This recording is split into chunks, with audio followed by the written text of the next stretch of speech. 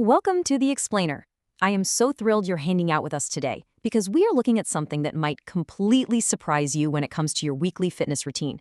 Now, usually when you hear the words ballroom dancing, your brain probably goes straight to the glitz, the glamour, the beautiful costumes, and just the sheer artistry of a fun social event.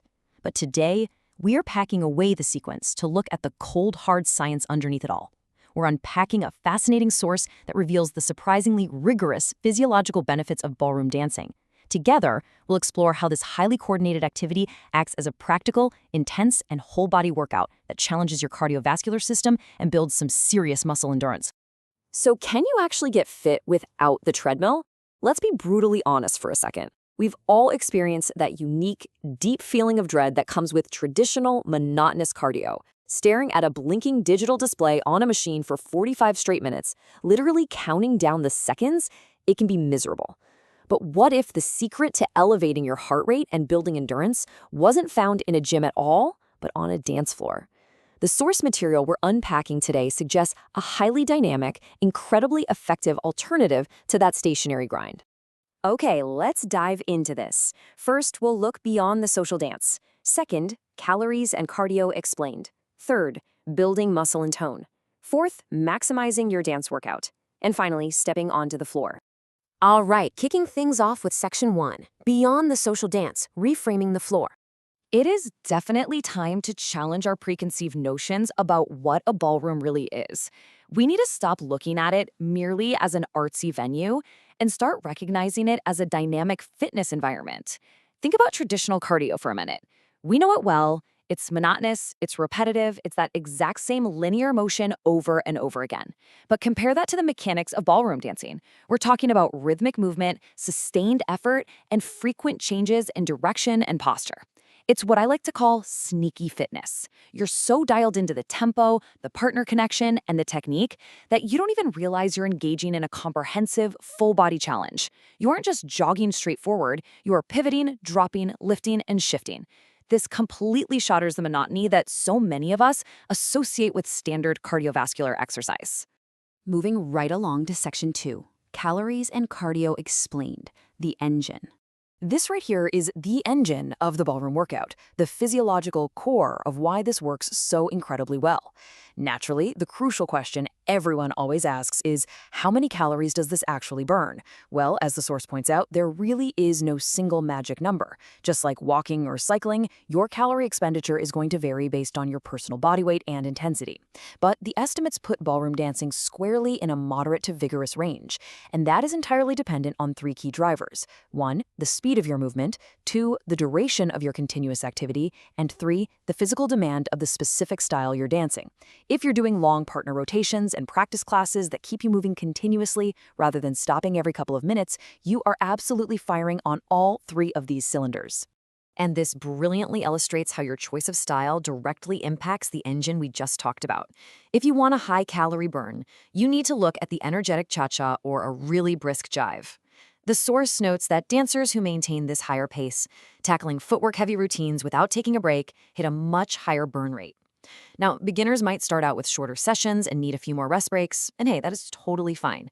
But as you become a more experienced dancer, you learn to sustain that movement longer and with way better efficiency, literally turning the dance floor into a calorie furnace. So, does this actually count as real cardio exercise? Absolutely, but there is a specific threshold. The cardio benefit is strongest when it is harder to speak in full sentences, but still allows you to continue moving. That is a super practical, incredibly accurate gauge of moderate to vigorous aerobic activity. Think about it. If you can casually chat about your weekend plans while dancing, you're just in the social zone. But if you have to sort of parse your words out between breaths while executing a fast turn, boom, you have officially entered the cardio zone. Of course, getting your heart rate up once is great, but truly improving your overall aerobic capacity demands a process. You need frequency and progression. Step 1, regular sessions. Consistency is absolutely your best friend here. Step 2, gradually increase your duration. You want to continually push the envelope of how long you can sustain that effort. Step 3, choose classes or practice formats that emphasize sustained movement. Even if it doesn't feel like a traditional cardio workout because you're having so much fun with the music, your cardiovascular system is absolutely adapting and improving as long as you follow this progression. Next up is Section 3, Building Muscle and Tone, the foundation. Let's take a second to examine the balance and stability required in your major muscle groups. Picture a dancer executing a really complex turn. To pull that off successfully without falling over, repeated weight shifts and footwork through the floor are actively grounding and engaging the legs. Specifically, we're talking the calves, the thighs, and the glutes.